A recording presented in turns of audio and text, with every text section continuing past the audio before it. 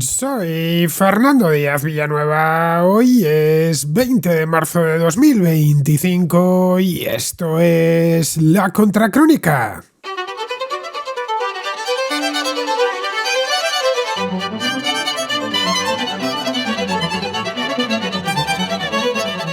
Vladimir Putin y Donald Trump mantuvieron una larga conversación telefónica este martes. Más de 2 horas se pasaron al teléfono con el mundo entero esperando a ver qué salía de allí. Trump se hizo eco de la misma en las redes sociales asegurando que la conversación había sido productiva y positiva. Informaba también que habían acordado un alto el fuego inmediato para las infraestructuras energéticas ucranianas, pero nada más.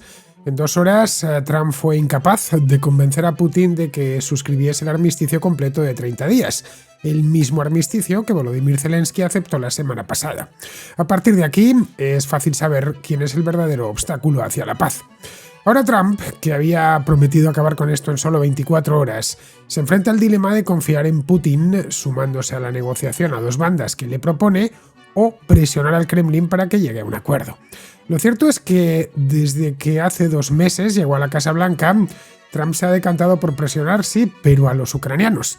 Tras el poco edificante espectáculo en el despacho Oval, que tanto complació en Moscú, Trump suspendió la ayuda militar a Ucrania y el intercambio de inteligencia con su ejército.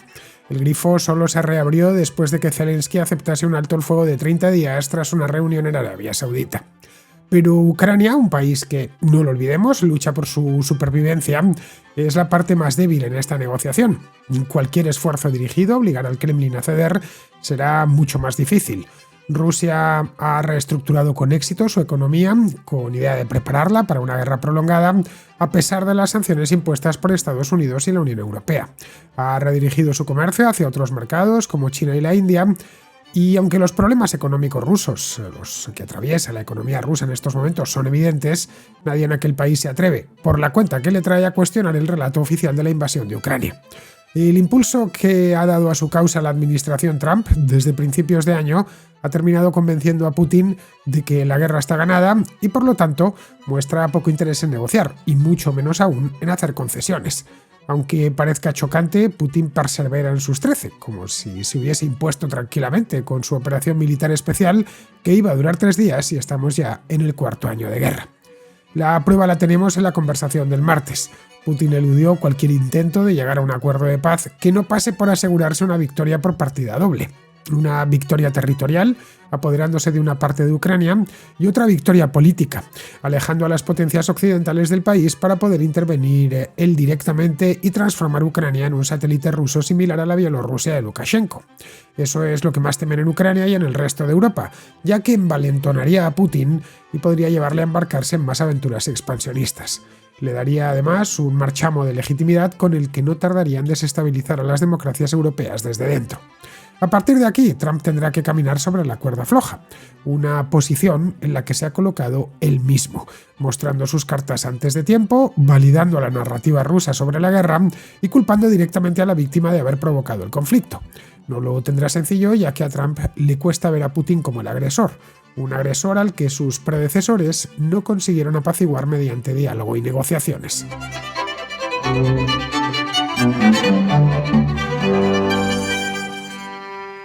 Donald Trump y Vladimir Putin hablaron este martes por teléfono. Os lo contaba ayer aquí mismo en La Contracrónica. Os decía que en el momento en el que grababa el programa de ayer, pues estaba realizándose esa llamada telefónica. La llamada, según parece, fue bastante larga. Cuando me puse a grabar llevaban ya 2 horas, pero todavía no había terminado, o al menos no había trascendido todavía las agencias que hubiese terminado. El hecho es que fue de algo más de 2 horas, en las que, bueno, debió darles tiempo a hablar un poquito de todo, y hablaron un poquito de todo.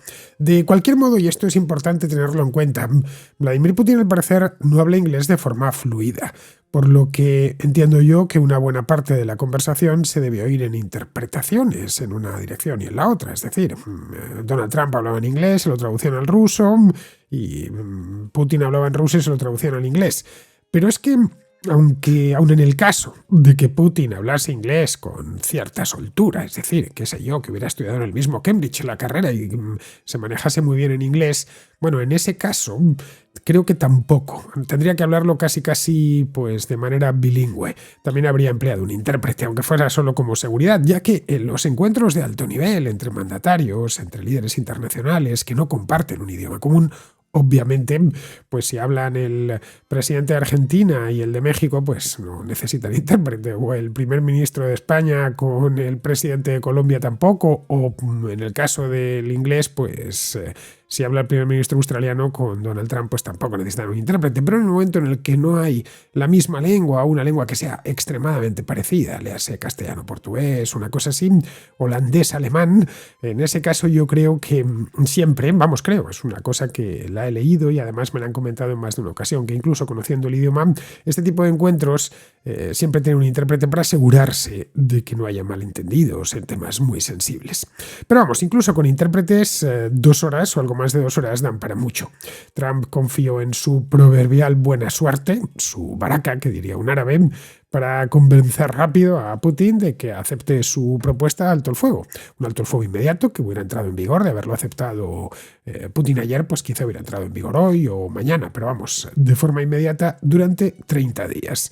Confiaba en eso porque Trump está convencido que es algo así como la última Coca-Cola del desierto, tanto para Zelensky como para Putin. Y no solo eso, sino también, personalmente ya sabemos que es un tipo muy soberbio a quien nadie se atreve hoy por hoy a llevar la contraria. Y mucho menos que nadie, pues 2 tipos que están en el extremo oriental de Europa. El hecho es que se llevó un chasco. Tras más de 2 horas de conversación, Putin solo aceptó medidas menores, como interrumpir los ataques a la infraestructura energética ucraniana y luego un concepto un tanto vaporoso llamado negociaciones técnicas. Así es como han dicho que es de lo que hablaron, para facilitar la navegación en el Mar Negro. Una navegación que es, no imposible, pero complicada precisamente por culpa de Vladimir Putin. Así que si quieren facilitar la navegación en el Mar Negro, con que deje de atacar los puertos ucranianos y a los barcos que van en dirección a Ucrania, con eso bastaría. Bien, aparte de eso, nada más. Eso sí, ambos presidentes remarcaron la posibilidad de un acuerdo político más amplio en algún momento del futuro, pero no especificaron en qué momento. Poco después de que terminase la llamada, esto fue tal cual, además. Pues estuve aquí pendiente de lo que iba pasando. Andaba ayer por la tarde-noche, pues creo que como todos los que nos dedicamos a esto, viendo a ver si salía información sobre este tema.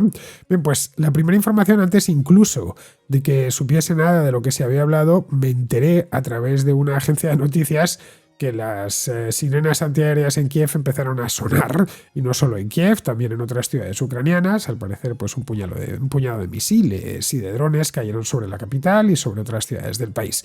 Era algo parecido a la atraca de fin de fiesta, el modo en el que Putin quería decir a Trump que aquí manda él, que él pone los tiempos y que puede hablar de paz a las 8 de la tarde y bombardear Kiev a las 10 de la noche.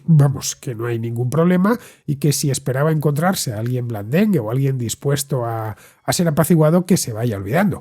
Es decir, si un mensaje yo creo que tan claro y meridiano como este, acabamos de colgar el teléfono y ya estás bombardeando la ciudad de Kiev, pues no lo sé. Si no lo han terminado de entender en Washington, es que no son capaces de entender nada.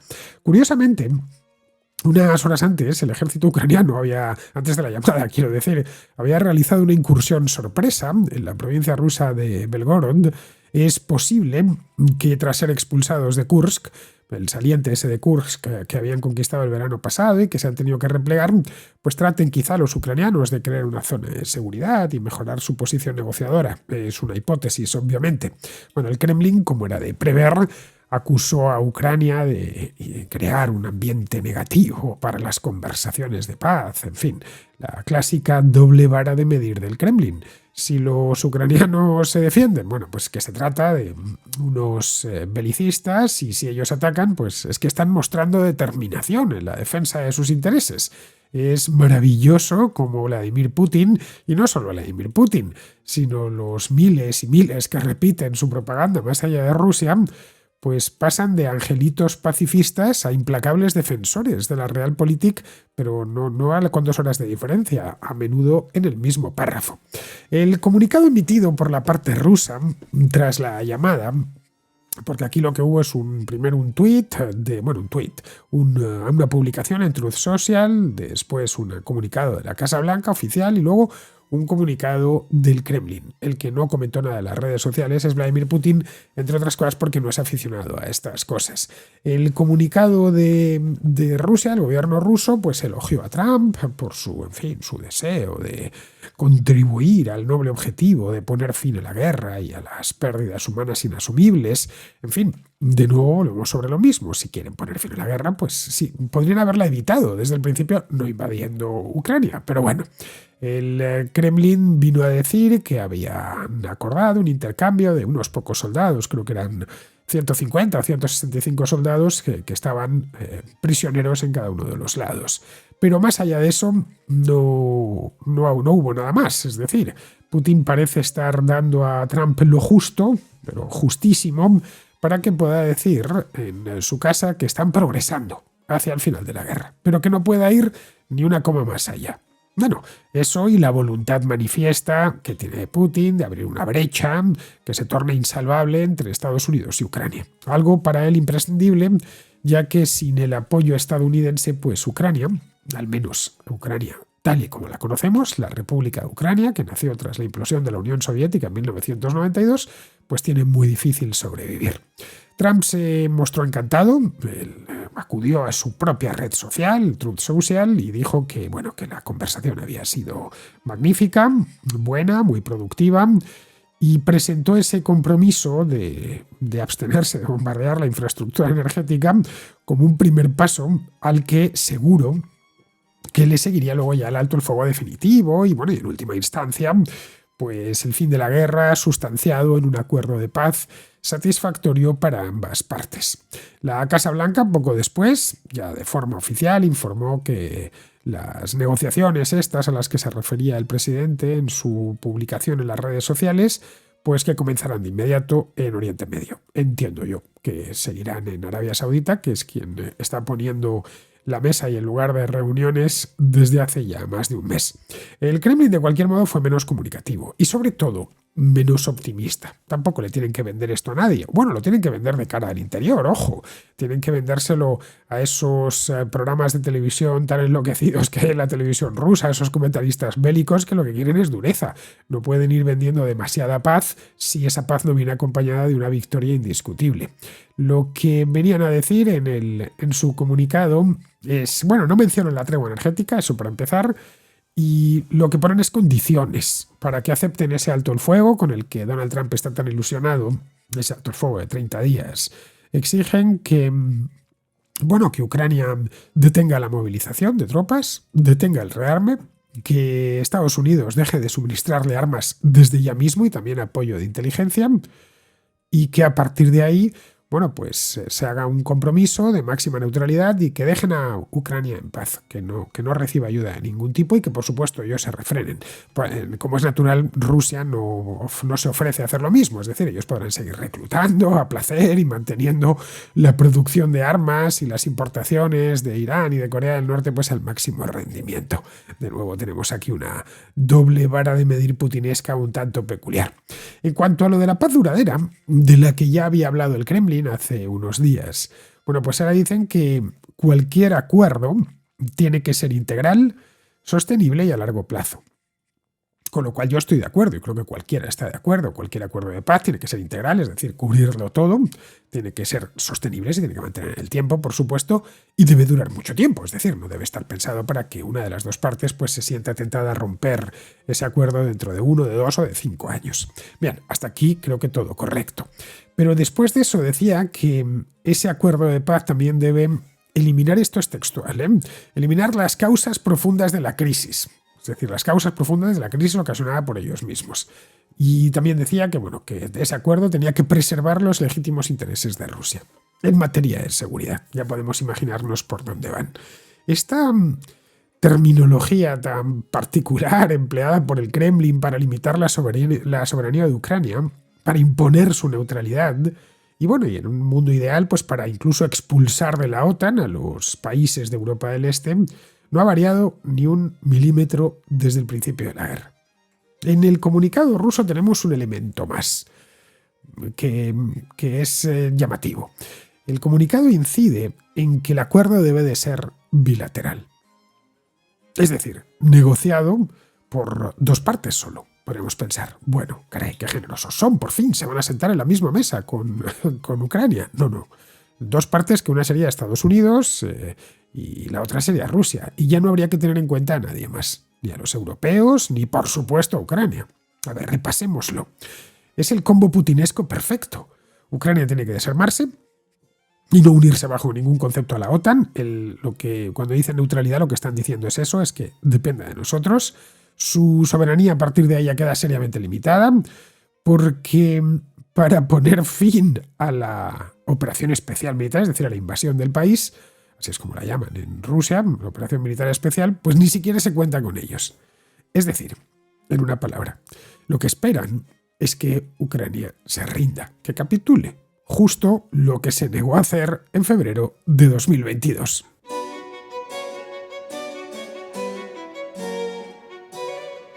Con esto sobre la mesa es perfectamente lógico que Volodymyr Zelensky pues, no quiera aceptar ese acuerdo. Se ha mostrado muy cauto, eso sí, muy colaborador con Estados Unidos y con sus aliados, pero vamos, a falta de saber más, pues lo que ha transmitido el gobierno ucraniano es que evidentemente eso no. Es decir, que lo que está buscando Rusia, más que la paz, es la rendición unilateral e incondicional por parte de Ucrania. Zelensky lleva además mucho tiempo pidiendo que Rusia deje de atacar la infraestructura energética ucraniana, ya que, en fin, eso afecta directamente a la población civil. Para los rusos, en cambio, desde el principio de la guerra, desde 2022, ese tipo de infraestructura, centrales eléctricas, subestaciones, etc., en fin, los casos son muchísimos, podríamos ir al archivo, pero vamos, nos consumiríamos el programa entero. La han dejado la infraestructura energética ucraniana devastada. Os he comentado de este tema más veces aquí en la Contracrónica. Los ucranianos han tratado, pues con ayuda occidental sobre todo, y reconstruyendo en la medida de lo posible, pero vamos, que ha estado desde el principio en la lista de sus objetivos predilectos de los rusos. Es decir, que no han hecho otra cosa que atacarla sin piedad, condenando a los ucranianos, a los civiles, al frío y a los apagones. Ucrania ha realizado, eso sí, contraataques exitosos, con drones, generalmente, contra depósitos de combustible y refinerías rusas. Hace solo unos días los ucranianos presentaron una versión suya del misil de crucero Neptune, que en origen está este misil concebido como un arma antibuque, tiene un alcance bastante grande, unos 1000 kilómetros, que lo han modificado sus ingenieros para atacar objetivos terrestres. Al parecer, este Neptune modificado ya lo han utilizado para volar una refinería de petróleo rusa, en Tuapse exactamente. Esto está, a unos 500 kilómetros del frente. Por esta razón, la única concesión que ha hecho Rusia, si nos fijamos ahora, si volvemos no sobre el comunicado del Kremlin, que no lo menciona, pero sí sobre el de la Casa Blanca, es que se interrumpan esos ataques a las infraestructuras energéticas. Como ahora las padecen ellos, pues quieren poner coto a esto. Como veis, Putin no da una sola puntada sin hilo. Pero esta conversación del martes lo que nos viene a mostrar es la rapidez con la que un simple cambio político puede dar la vuelta a una situación. El cambio político ha sido el cambio de la presidencia de Estados Unidos. En lugar de prometer apoyo a Ucrania sin condiciones, mientras sea necesario, como decía Biden, el gobierno de Trump insiste en que esta guerra ya tan prolongada, lleva más de 3 años, es un problemón, es inmoral y que además es preocupante porque existe el riesgo de una escalada nuclear. Luego, además, Trump ha criticado en sucesivas ocasiones el coste que está teniendo esto para los contribuyentes estadounidenses, y se ha negado a otorgar a Ucrania garantías de seguridad para que respalden un acuerdo de paz que los ucranianos puedan aceptar sin problemas. De hecho, lo ha estado todo condicionando a una transacción, a lo de la explotación de los minerales de las tierras raras en Ucrania, como compensación por toda esa ayuda que los ucranianos recibieron en el pasado. Han ido recibiendo y siguen recibiendo, por cierto. Al igual que Putin, y esto de nuevo conforme vamos sabiendo más cosas, lo vamos confirmando. Al igual que Putin, Trump parece imaginar un mundo dividido en multipolar y dividido en esferas de influencia por parte de grandes potencias. Bueno, esto, como es normal y lo hemos tratado aquí muchas veces, pues ha llevado a los europeos, que están nerviosos y con cierto miedo, a volcarse más con Ucrania a raíz de este cambio de parecer de Donald Trump y de su gobierno. Tiene lógica, ya que temen, con razón, que en ese reparto de las esferas de influencia Trump les haya colocado en la esfera rusa, la esfera de influencia rusa. Por eso nadie en Europa pues, se ha creído estas negociaciones a dos bandas entre Putin y Trump. ¿Cómo las han creído? No creen que vaya a salir nada claro de aquí. Los ucranianos, por lo demás, yo creo que esto ya a estas alturas, decirlo no es ninguna sorpresa, no tienen ninguna intención de rendirse, cero. Y los países del este, como las repúblicas bálticas o Polonia, los que están más cerca de Rusia, pues llevan mucho tiempo ya con las barbas en remojo. El Reino Unido y Francia pues están organizando también desde hace semanas una fuerza de paz para que se desplegaría en Ucrania una vez que entre en vigor el alto el fuego definitivo. De hecho, Polonia y los 3 estados bálticos este mismo martes, el día mismo de la conversación, unas horas antes, anunciaron su retirada de la Convención de Ottawa. Esta es una convención importante porque es la convención que prohíbe las minas terrestres antipersona. Es decir, prevén una invasión desde el este. Y ya sabéis que las minas se sitúan, entre otras cosas, para eso. Luego, al mismo tiempo, lo sabemos, el Parlamento alemán pues, ha votado a favor de flexibilizar las restricciones constitucionales de deuda para que el gasto en defensa pues, pueda crecer. También han votado a favor de establecer un fondo de $500 millón de euros para infraestructuras. Vamos, que en Europa las cosas se están moviendo a mucha velocidad y todo viene de no fiarse de Donald Trump. El acto de paz, pongámosle unas comillas bastante grandes, este acto de paz de Putin no ha convencido a los europeos. Tampoco es extraño, ¿eh? El Kremlin exige concesiones muy ambiciosas, incluso para un alto el fuego a corto plazo, a solo 30 días. Ucrania no puede aceptar esas condiciones, salvo, claro, a base de golpes y que les obliguen. Un acuerdo de paz que desarme a Ucrania, como es lógico, no alumbrará una paz duradera que permita a Trump centrarse en lo que él denomina sus prioridades.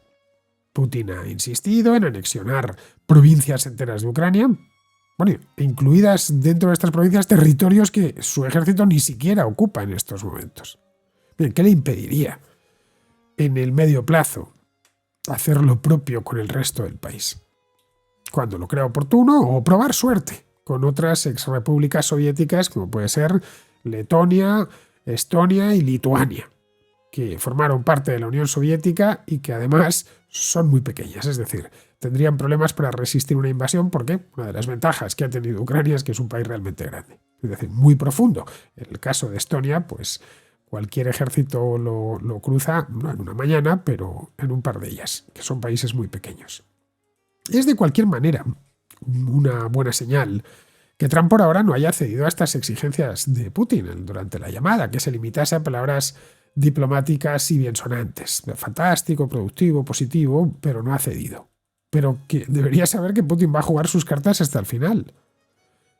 Y sus cartas no las conoce del todo Trump, cosa que Trump sí las ha mostrado desde el primer día. Putin sabe que puede sufrir más pérdidas en el campo de batalla que las de cualquier otro ejército, y que nadie se lo recriminará en su país. También sabe las debilidades de la otra parte, en este caso de Estados Unidos. Sabe que Trump ha prometido a sus votantes que traerá la paz. Y ya va tarde, porque había dicho 24 horas y lleva 2 meses.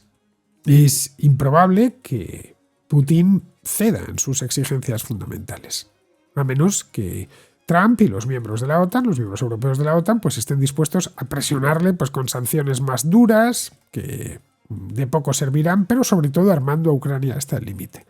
Es decir, yendo más lejos de lo que llegó Biden. En una palabra, que si quiere diferenciarse de Biden y salir bien librado de esta historia y consiguiendo la paz a través de la fuerza, uno de sus lemas de campaña, debería armar más y mejor a Ucrania. Putin evidentemente apuesta a que Trump no lo hará. Y a juzgar por el estado de ánimo de este gobierno, pues de este gobierno estadounidense, pues la verdad es que no es una mala apuesta. El problema de raíz es que a Trump le cuesta ver a Putin como el agresor que es. Un agresor al que los presidentes estadounidenses anteriores pues no han logrado apaciguar mediante negociaciones y diálogo de ningún tipo. De hecho, en el comunicado de posterior a la llamada que emitió la Casa Blanca, se habla así muy por encima de que ambos países estudian colaborar en Oriente Medio.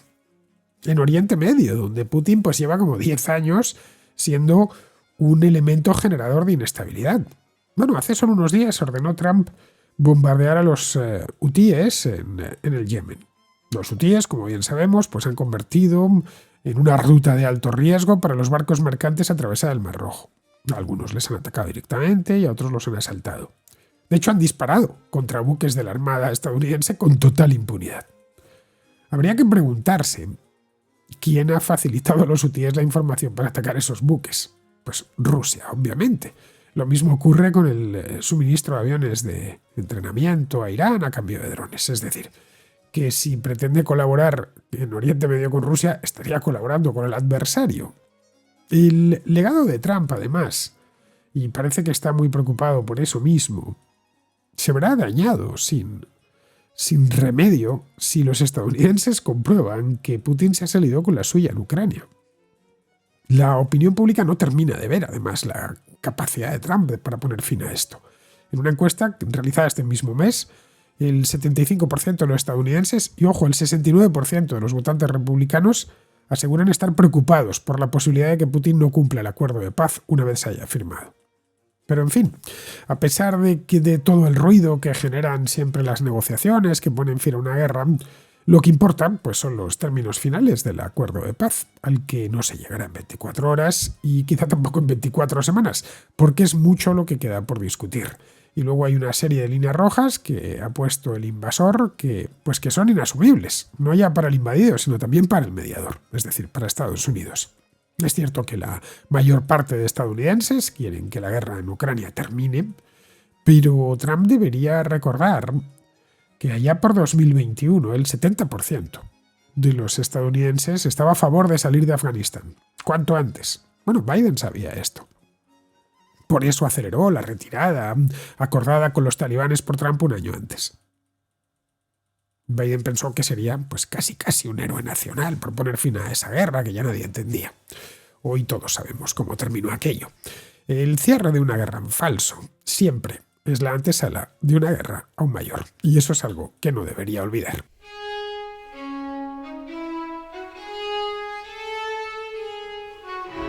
Vamos con la contrarréplica. Empezamos con Javier, que es un contraescucha de Montevideo, que nos habla de Donald Trump. Quería compartir una reflexión acerca de lo que me está generando Donald Trump en esta segunda presidencia.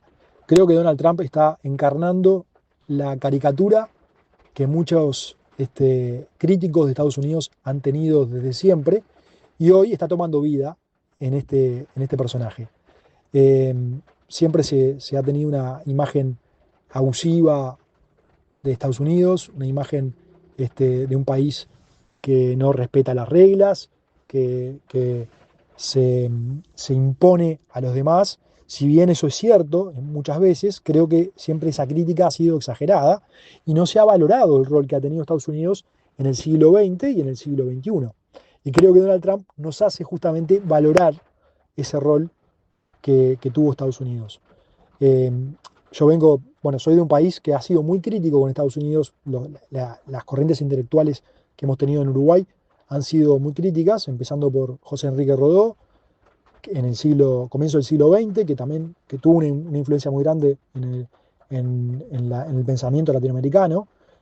También Luis Alberto Herrera, a mediados del siglo XX, con una postura, con una mirada de recelo a Estados Unidos, a la intervención de Estados Unidos en Uruguay, por ejemplo, la posibilidad de que se instalaran bases militares acá. Y luego, obviamente, con las corrientes marxistas, que han sido muy exitosas en esta región del mundo, principalmente, por ejemplo, con Eduardo Galeano, que ha sido un pensador que ha influido muchísimo en Hispanoamérica. Y bueno, creo que esas corrientes intelectuales han generado una visión este, caricaturesca de Estados Unidos, no solamente esas corrientes, también otras a nivel global han sido muy críticas con Estados Unidos y no valoramos el rol que ha tenido Estados Unidos, que podría haber sido eh, mucho más abusivo de lo que fue. Yo me pregunto qué hubiese sucedido si la Unión Soviética hubiese sido el primer país en inventar, en crear o en tener la bomba atómica.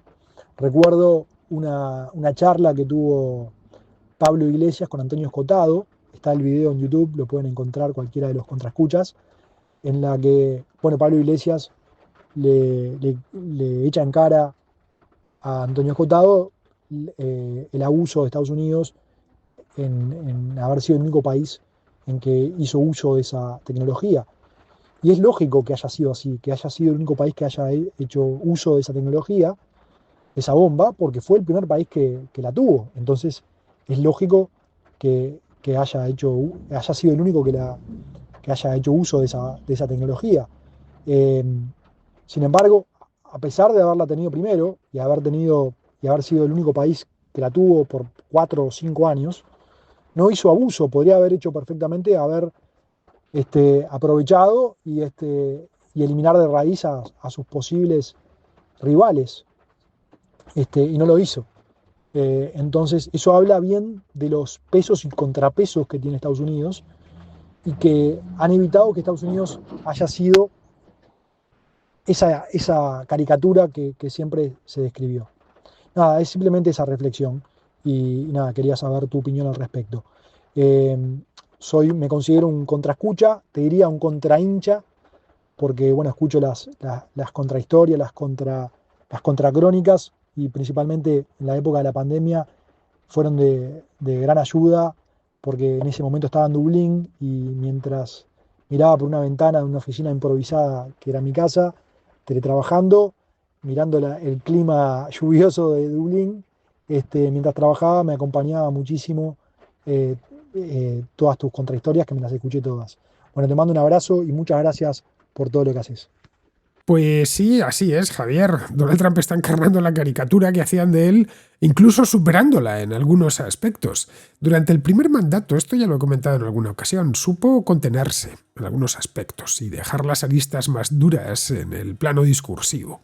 Es decir, que cuando, lo recordarás, en 2017 muchos advirtieron que este tipo estaba loco, que iba a traer la Tercera Guerra Mundial, pues obviamente exageraban. Como bien sabemos, no fue así. De 2017 a 2020, de hecho, hubo un periodo de mucha paz y tranquilidad. A ver, no completamente atribuible a Donald Trump, como es natural, pero sí es cierto que trató de evitarse problemas y de evitar problemas en los que se habían metido sus antecesores en el cargo, especialmente en el plano exterior. Es decir, que esa caricatura que le estuvieron haciendo no ya los demócratas, los medios de todo el mundo, ahí están esas portadas míticas de aquella época, durante sobre todo la primera mitad de 2017, era eso mismo, era una caricatura. No sé, quizás sea esa la razón por la que cuando se presentó el año pasado, cuando ya se impuso en las primarias y se veía que iba a ser nominado, pues muchos estadounidenses pensaron que había, bueno, pues que había que descremar mucho su retórica, ya que, bueno, en fin, siempre es muy incendiaria, pero claro que luego cuando llegase al gobierno lo gobernaría de manera más o menos sensata. Bien, pues lo que estamos teniendo la oportunidad de ver es que no está siendo así, que esta vez esa retórica y los hechos se han ensamblado, van de la mano. Esto, como es lógico, afecta no solo al propio Trump o al Partido Republicano, sino que afecta también a Estados Unidos, que por algo es el presidente. Afecta a la imagen de Estados Unidos en el resto del mundo y a sus aliados. A Estados Unidos, sus aliados, le seguían por convencimiento y no por miedo. Los países del bloque del este, en cuanto pudieron sacudirse el yugo soviético, lo hicieron. En el oeste nadie pidió que se marchasen los estadounidenses. De hecho, mira qué drama ahora, porque se quieren ir. Es cierto que siempre ha habido, especialmente entre la extrema izquierda, pues un sentimiento muy anti-yanqui, ¿no? Pero Estados Unidos estaba en líneas generales bien visto en Europa. Es más, cuando sucedían cosas como la de la guerra de Irak arreciaban las críticas, pero hubo muchos países europeos que se apuntaron a aquello. No, digamos ya lo de Afganistán, a lo que se sumó toda la OTAN. Y de mil amores, además. La clave por la cual era un aliado fiable, bueno, se debía al pasado, lo que había hecho en Europa durante la Segunda Guerra Mundial y sobre todo a que su palabra valía, ya que nunca habían dejado tirado un aliado. Eso es lo que está en juego ahora mismo, al menos en Europa. De cualquier modo, y como me llamas desde Uruguay, a ver, entiendo que la manera en la que se ve Estados Unidos desde Centroamérica o Sudamérica es algo distinta a como se ve en Europa. En Europa a los Estados Unidos se les veía algo así como unos hermanos mayores, algo toscos en sus formas, brutotes, pero esencialmente nobles. En la América hispana no se ve a Estados Unidos como un hermano mayor, sino como un capataz. Y en eso tiene mucho que ver la historia de los propios Estados Unidos y su relación con la mayor parte de países de Hispanoamérica, especialmente con los del Caribe y con los de Centroamérica. Para la gente de estos países, bueno, pues la forma de actuar de Donald Trump no les resulta especialmente extraña. Para nada. Están acostumbrados a que los estadounidenses pues avasallen de esta manera. Pero claro, en Europa ha sido toda una novedad. De ahí el estupor que se está produciendo o que está produciendo la actitud de la administración Trump. Bien, seguimos con Israel, que nos habla de Călin Gheorghiu y del Tribunal Constitucional de Rumanía. Y me gustaría hacer un comentario al hilo del tema que puso encima de la mesa un amable comunicante, la situación en Rumanía, la imposibilidad de que un candidato, el favorito a, creo que era las elecciones presidenciales de Rumanía, a ganar las elecciones presidenciales de Rumanía, pues no se pueda presentar. Nos cuentas, bueno, nos has explicado más bien el procedimiento, el proceso, el pretexto, la excusa, en lo que se han basado para impedir que este señor se pueda presentar. A ver, yo creo que todos podemos estar de acuerdo en que personas con un perfil antidemocrático peligroso, pues partidos, candidatos, pues no deberían poder presentarse a las elecciones y deberían estar pues bien lejos de las instituciones. Pero yo creo que deberíamos estar de acuerdo en una segunda cuestión, y es que esta medida es una medida drástica en una democracia y que solamente se puede adoptar cuando existen motivos clamorosos y evidentes para acometerla. En el caso de Rumanía da toda la impresión de que este señor molesta y entonces se ha hecho el camino contrario. Es decir, bueno, como este señor nos molesta, ¿qué nos inventamos o qué retorcemos o qué exageramos para poder justificar que no le dejamos presentarse? Porque desde luego resoluciones judiciales no hay, hay resoluciones administrativas, una junta electoral. Que bueno, hablemos claro, Rumanía no es precisamente Suiza y bueno, pues sus instituciones y sus distintos organismos pues tienen a lo mejor bastantes más sombras que luces. También me llama la atención la actitud de la Unión Europea, que la verdad está bastante de capa caída. Yo personalmente me alegro de que Trump haya dejado a un lado a doña Úrsula y ya pues haya optado por relaciones bilaterales con los países europeos. Bueno, recordemos que la Unión Europea, que también tiene otras pulsiones liberticidas en materia de libertad de expresión, bueno, pues ha bendecido esta decisión de las autoridades rumanas. Conviene recordar, hablando de que si este candidato tiene problemas con el tema de la financiación, conviene recordar pues que el señor, el comisario de Justicia que medió entre PP y PSOE para el Pacto de la Justicia, ahora está empapelado por cosillas, anécdotas, como estar comprándose diariamente 2.000 euros de lotería.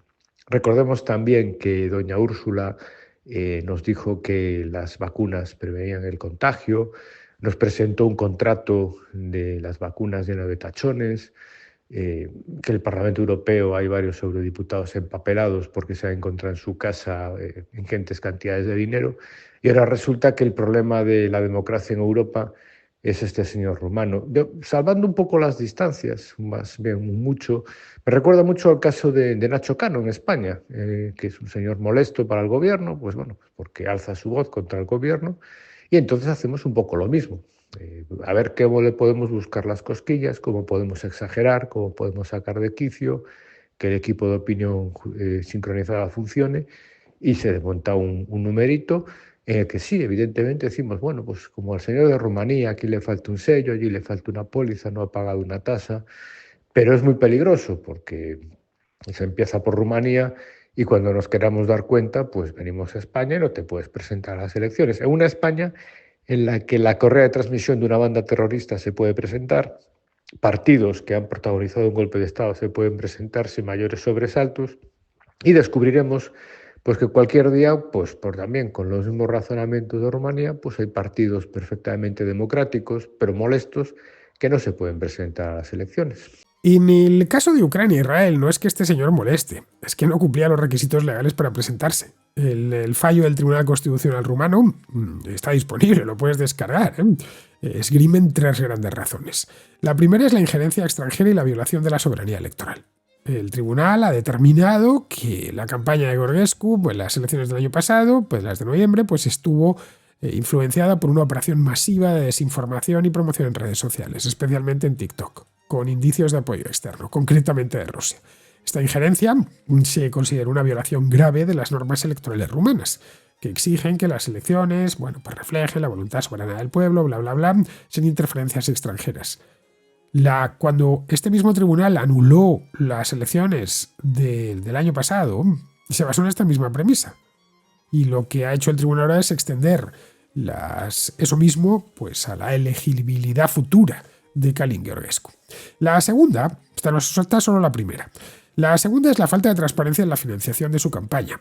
Georgescu dijo en su momento que su campaña de 2024 tuvo un coste cero, es decir, que le había salido la cosa por 0 euros. Pero le han investigado y han descubierto que ha asignado a la campaña varios millones de euros, que no se sabe de dónde han venido, aunque es fácil imaginarlo. Las leyes electorales rumanas, pues como las españolas, y creo que las de cualquier país, exigen transparencia, es decir, obligan a los candidatos y a los partidos a declarar de forma muy transparente las fuentes de su financiación.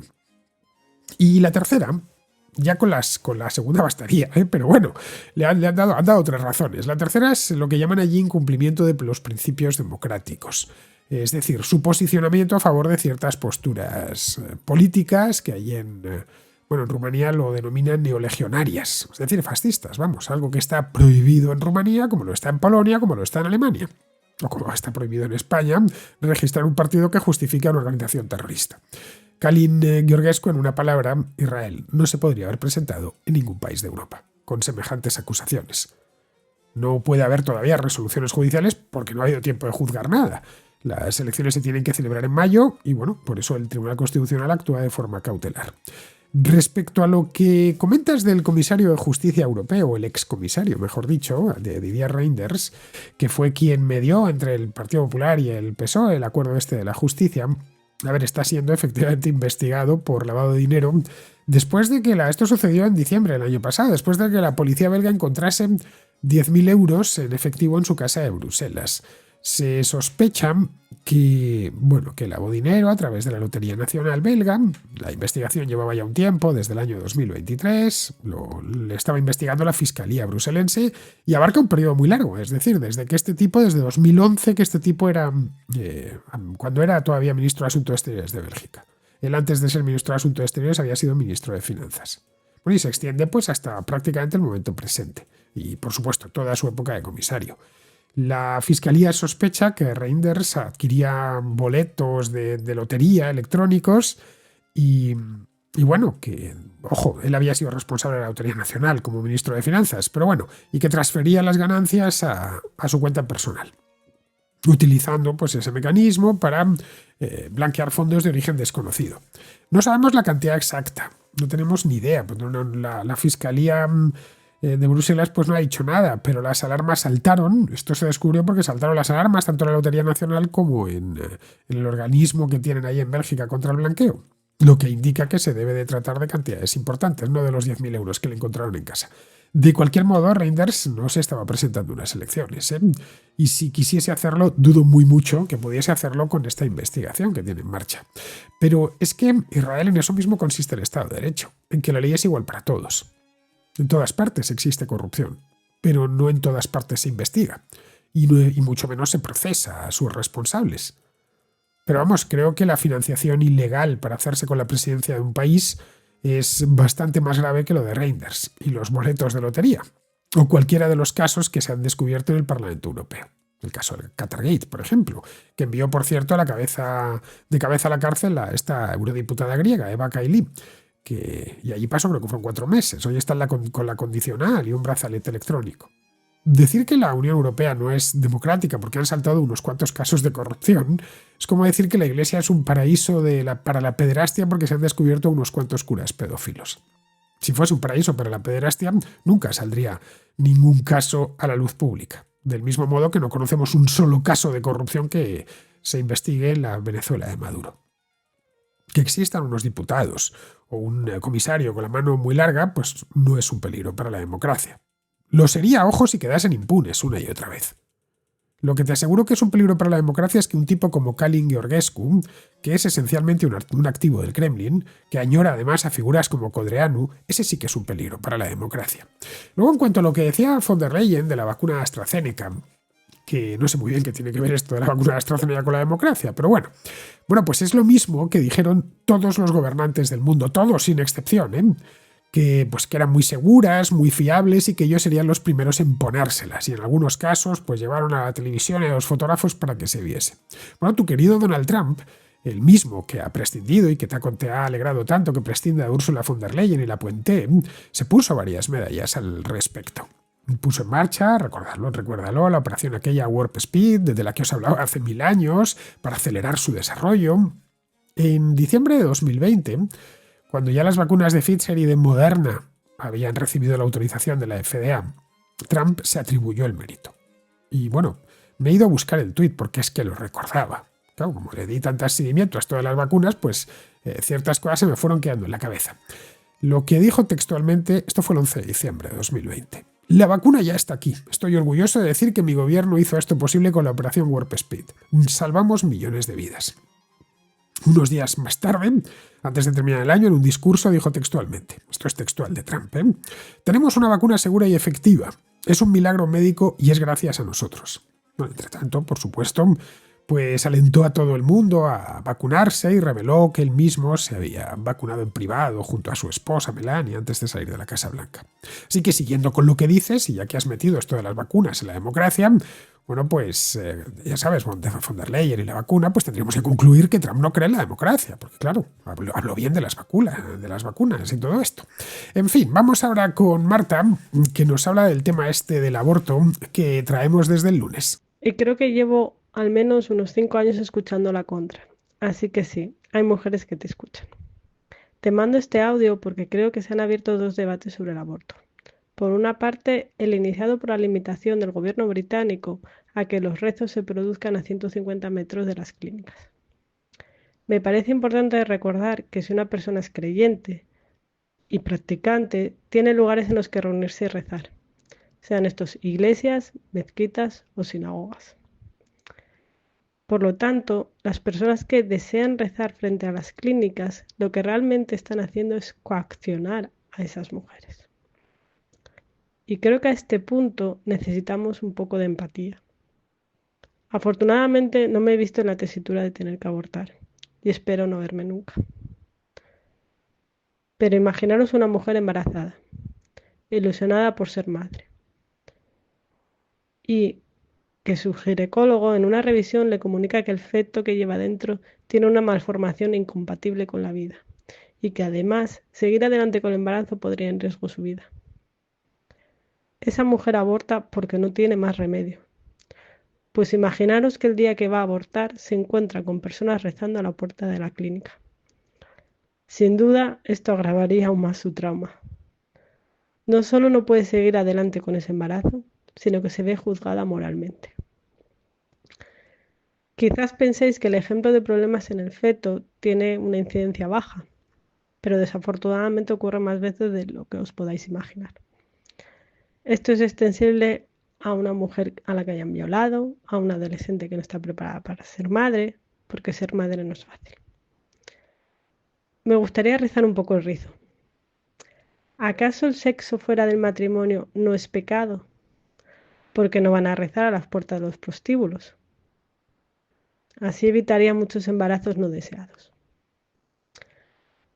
Me gustaría concluir esta primera parte diciendo que rezar delante de una clínica no es libertad de expresión, sino a coacción.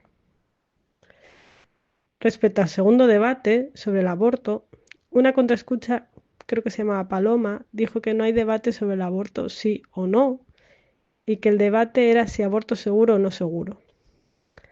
Sinceramente nunca lo había pensado desde esa perspectiva, pero creo que tiene razón. Como he mencionado previamente, hay muchos motivos por los que una persona tiene que acabar abortando, y no es tan simple como no querer ser madre. Lo que sí comparto con la segunda contraescucha es que para algunas mujeres el aborto puede ser traumático y que esas mujeres deberían tener a su alcance la posibilidad de tener atención psicológica. Obviamente lo mejor sería prevenir y que no hubiese embarazos no deseados, pero no hay que olvidar que hay embarazos deseados que no se pueden llevar a término y que lo que menos necesitan esas mujeres es que además de su drama interno se las juzgue moralmente. Espero no haberme extendido demasiado y gracias por la oportunidad de participar en el programa. Para concluir, sí, yo estoy a favor del aborto y me sorprende que a estas alturas aún estemos debatiendo si aborto sí o aborto no. Quizás sería más en qué condiciones se debe realizar estos abortos. Muchas gracias. Pues nada, muchas gracias, Marta. Efectivamente se han abierto dos debates, eso es la verdad, y eso que empezamos hace poco, solo 3 días. Dos debates en paralelo. Por un lado el de los rezos frente a las clínicas de aborto y por otro el del aborto en sí. Pero a ver, es normal que estas cosas empiecen a abrirse a subdebates porque está la cantidad de aristas que tiene este tema que es lógico que empiecen a salir una tras otra. Así que mira, como me han ido llegando muchas notas de voz sobre esto, el aborto, no sabía yo que hubiera tanto interés, de verdad. Pues creo que este domingo, como las tengo ya aquí, en la contrarréplica la voy a dedicar en exclusiva a esto. Luego, en cuanto a los rezos de la... Sin ánimo de mojar la pólvora para este domingo, pero bueno, simplemente una reflexión breve. Esto de los rezos delante de las clínicas. A ver, ¿qué es lo que dio lugar a toda esta historia, a todo este debate? A ver, en esto hay matices. No es lo mismo que haya dos tipos a 10 metros de una clínica rezando en silencio, mirando el suelo, a que haya 200 personas entonando en voz alta un salmo con pancartas. Es que no es lo mismo, no sé. Una clínica del aborto en Madrid muy conocida es la clínica Dator, que está en Tetuán, arriba, cerca de Sor Ángela de la Cruz. Por ahí he pasado en muchas ocasiones. Hace muchos años viví por allí. Bueno, la cosa es que adelante, de hecho, había, recuerdo, una cafetería.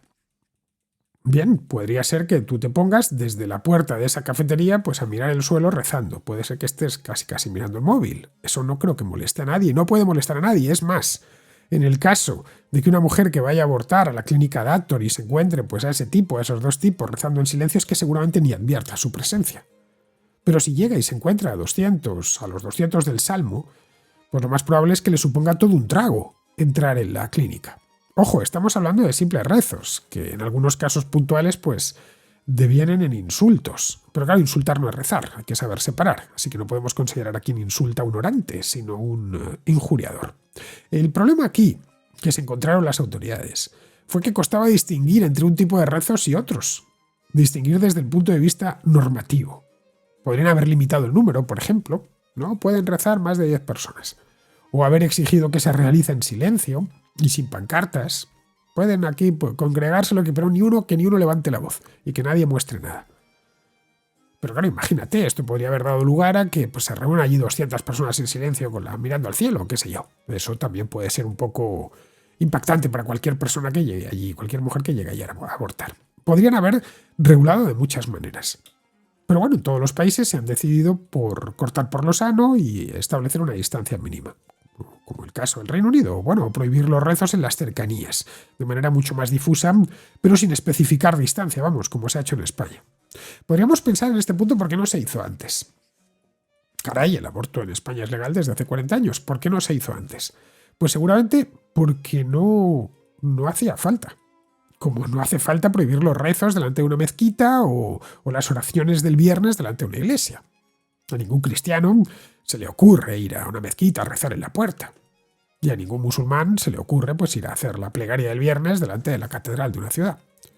En el caso de que así fuese, y que fuese continuo, y que ocasionase problemas, pues en previsión de posibles conflictos, las autoridades tendrían que regular para que se pudiesen ejercer de forma ordenada los dos derechos. En el caso del aborto, pues el de abortar y el de rezar. Bueno, esto no sigo ya. Esto lo continuaremos este domingo porque tengo, ya digo, unas cuantas notas de voz en el archivo esperando. Las pasaré ya en la contrarréplica, en la dominical, y allí seguimos con el debate. Bien, nosotros nos vamos con Pizarro, que nos hablan de las deportaciones de Trump. En un Estado de Derecho, los jueces abren causas, dictan sentencias y los condenados penan. A esto se enfrentan Donaldo y su gobierno. En democracia, los políticos retuercen e interpretan la legislación para realizar sus intereses de modo legal. La falta de respeto por la ley de Donaldo está acreditada. Que se saldrá con la suya en esta ocasión está por ver. Un cordial saludo de Pizarro. Y hasta aquí, queridos amigos, llega la contracrónica de hoy. Estamos, ya sabéis, a 20 de marzo. 20 de marzo, jueves. Mañana es 21 y es viernes. Luego significa eso que tenemos contrahistoria. A la contrahistoria os veo. Aquí no, porque ya no vuelvo hasta este sábado o este domingo. Digo de este sábado porque había pensado en acercarme al museo, al Cabinet War Rooms de Churchill, donde Churchill dirigió la guerra en la Segunda Guerra Mundial, que está ahí en Whitehall. Lo tenía ahí en la cabeza, acercarme y tal con la bicicleta para dar un paseo y ya de paso hacer un vídeo de estos de viajes que gustan tanto a muchos contraescuchas. No lo sé todavía, no lo he decidido. Así que en el caso de que me tenga que me vaya a ver el museo, porque es un museo y no barato precisamente, bueno, que forma parte del Imperial War Museum, en el caso de que vaya allí, pues nada, no podré hacer la contraportada porque creo que toca contraportada porque estaré todo el día danzando por Londres, de aquí para allá con la cámara. En el caso de que no lo haga, qué sé yo, porque se pone a llover, algo bastante habitual aquí, bueno, en ese caso pues sí tendremos contraportada. De cualquier manera, mañana en la contrahistoria nos volvemos a ver por aquí. Hasta mañana.